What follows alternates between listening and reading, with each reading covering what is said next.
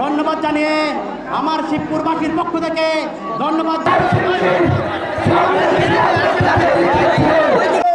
আন্দোলন করে বেঁচে থাকতে হয়। সবাই আগে মিডিয়ার ভাই বোনদেরকে একটু সাইড দিয়ে দেন।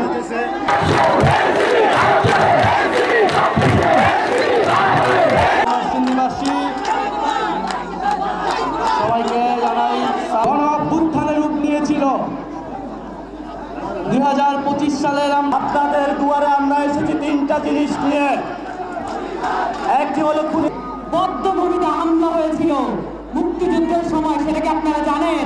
আপনারা জানেন দেশ এখন ক্রান্তির লগ্নে পৌঁছেছে। কেন্দ্রীয় কমিটির সদস্য আপনাদের বক্তব্য শুনতে এসেছে, সেই সাথে আমাদের কেন্দ্রীয় নেতৃবৃন্দ আছেন।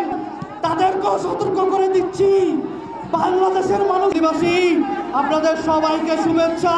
আজকের এই প্রোগ্রাম সংগ্রাম দালালিনা রাজপথ দিয়েছি তো